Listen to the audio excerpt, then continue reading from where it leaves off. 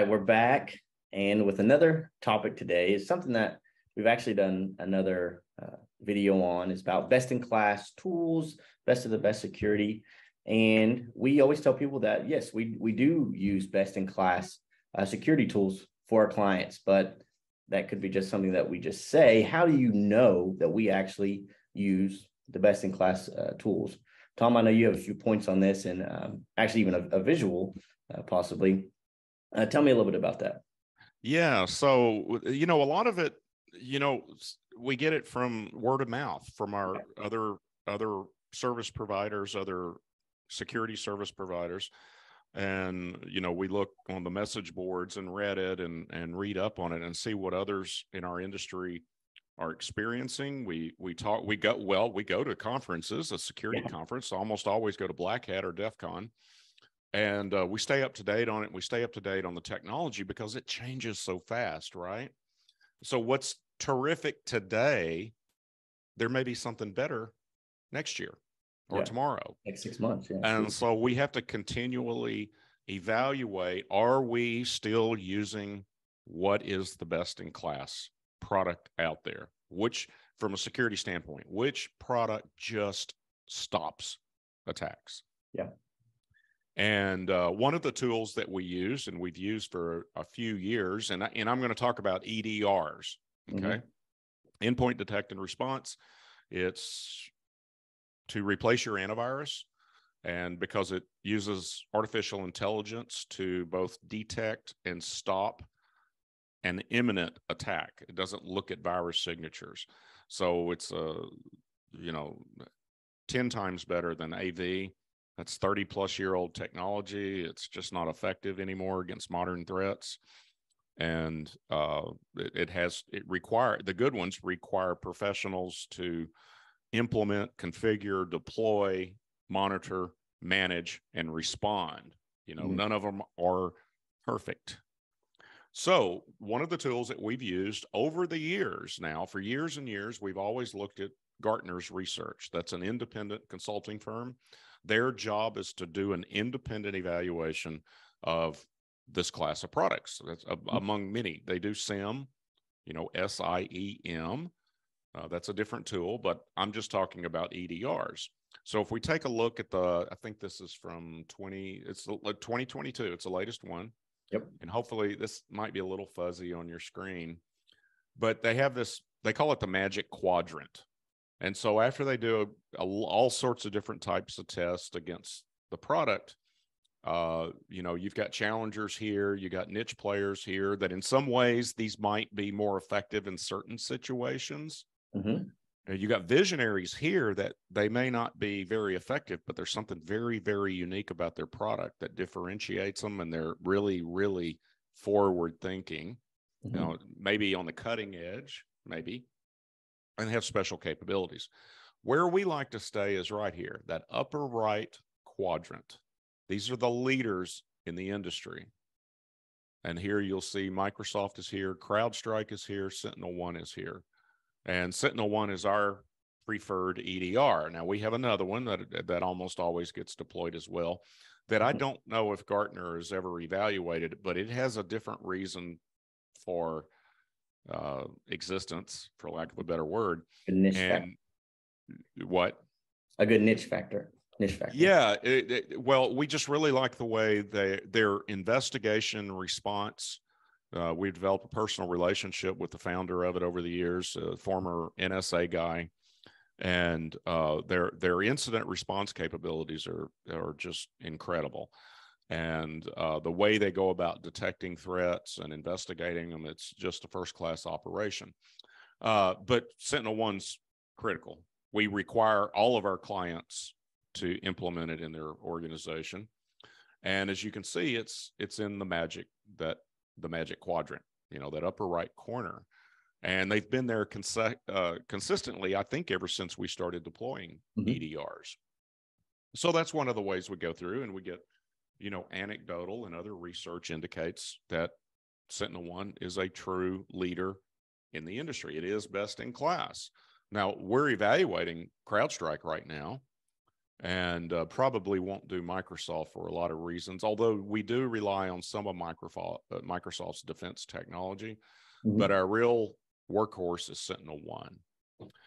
Now, another independent attack framework that also does testing is known as MITRE ATT&CK. And if I can share my screen out here, this one just blows everyone away. Yeah. Take a look at this PDF here, and you'll see right here that SentinelOne had 100% protection in all of their tests. They scored higher than anybody by far. 0 delays, 100% protection. I think it was the only one that detected every single threat they threw at it. And this is a sophisticated attack strategy. You can go to look it up on Wikipedia. There's some other attack frameworks that are also used, but we really like MITRE ATT&CK, and we've been using it over the years to make sure we're maintaining and deploying best in class. Now, I'm nothing against CrowdStrike or any of these others, but it's been our experience over the years that we've never had a client have any significant attack whatsoever with SentinelOne. So I probably won't be able to say that forever. Yeah. You know, because there's no such thing as 100%. Yeah. But an interesting thing that a lot of people don't know is, I don't know when you're listening to this or watching this video, but about 2 years ago from the time we're filming this, the federal government, well, I've been 3 now, the federal government had the worst cyber attack on all sorts of different federal agencies that it's ever had and ever had since. And it was, all these agencies were compromised. I think it might have been ransomware attacks. EDR is the only effective defense against ransomware, by the way, and that's the biggest threat we all have. But what a lot of people don't know about that attack, even though there were a lot of agencies of all various missions and size, and even Department of Defense departments, all were victims of this massive cyber attack, except for the agencies that had deployed SentinelOne. They had a perfect response, every single agency. So a lot of the agencies had implemented advanced cybersecurity defense technologies and techniques, and the ones that had SentinelOne did not suffer an attack at all whatsoever. And that's kind of the untold part of that big cyber attack.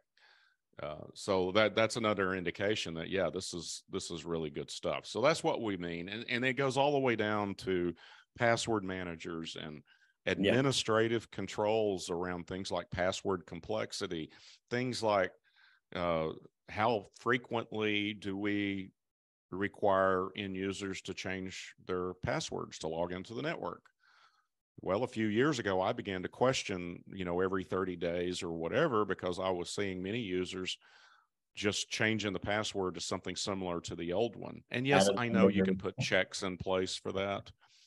But more importantly, end users were frustrated having to change their password every single month, and they were taking shortcuts and creating weak passwords, anything they could think of that was just different than the last time they would try. And that creates a weakness in the security plan. So we preferred to recommend use a really long phrase, 20 characters, throw in a couple of numbers and special characters, but it's something you can remember. Okay. But it can't be hacked with a brute force attack, or it'd be too expensive to do a brute force, computing power attack.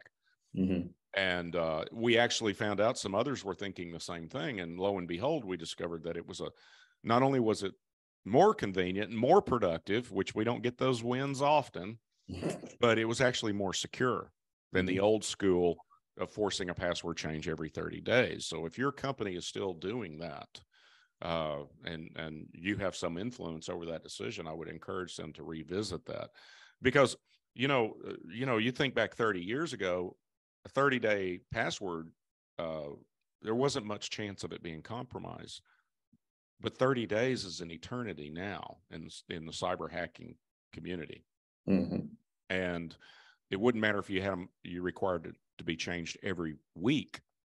That's not the problem. The problem is the more frequent the change, generally speaking, the weaker the password is. Yeah. And I do want to point out that, and you mentioned this EDR, this one tool that's best in class, is just part of the approach that we take for every client. We believe in layers of defense in depth. And so this one best in class tool, this one EDR, is just one of the layers of defense. And then you go on to, like you said, the password management or best practices for passwords. That's another best practice approach or best in class approach for another layer of defense. And so wanted to come back and just make sure you understand that what we're talking about, this EDR, this is just one layer, but there's a bigger scale, a bigger approach that we take to all of this. But just talking about endpoint detection response tools, you may have saw, if you're listening, you may have saw a tool that you're currently using. I saw McAfee up there.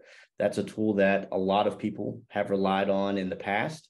But like you said, Tom, technology is changing. Cybersecurity defense is changing, and you have to adapt and change with it. And clearly, by that visual you showed, if you're using McAfee, you need to upgrade. You're not using best in class tools like you saw SentinelOne, 100% protection or detection of those threats. That's the type of best in class defense that you need now. And if you're relying on old tools, it's time to update.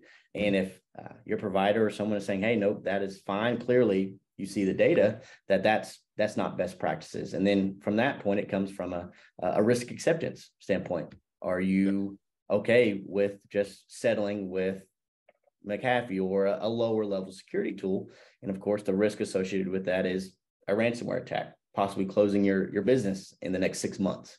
Yeah. Can you really afford to use just okay EDRs?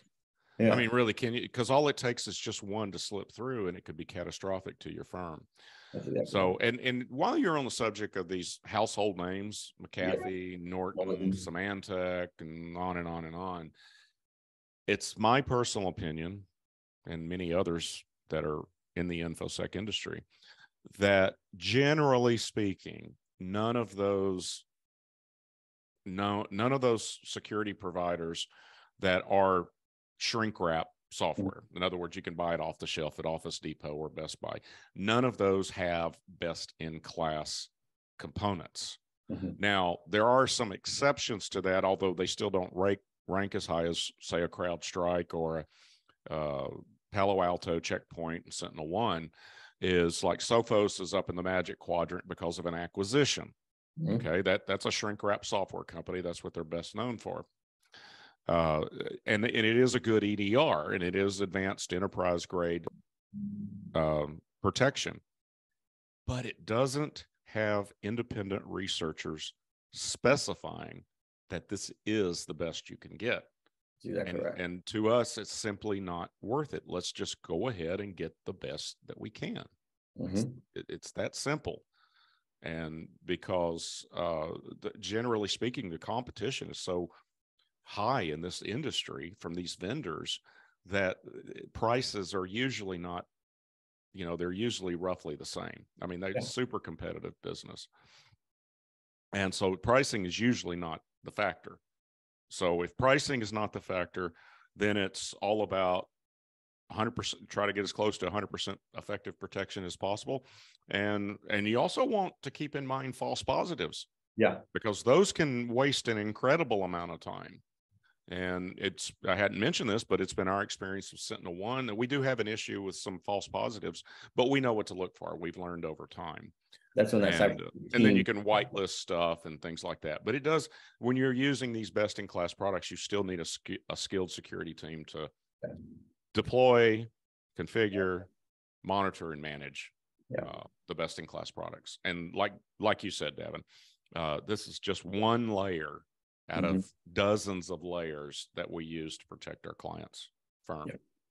And if you all want to hear more about another layer or what other approach we may take in recommending specific defensive layer for your organization, feel free to reach out. We'll do a topic on it, but this is just one layer of defense and best in class defense that we talked about today, but we will do more. So make sure to tune in, and we'll make sure to see you all soon.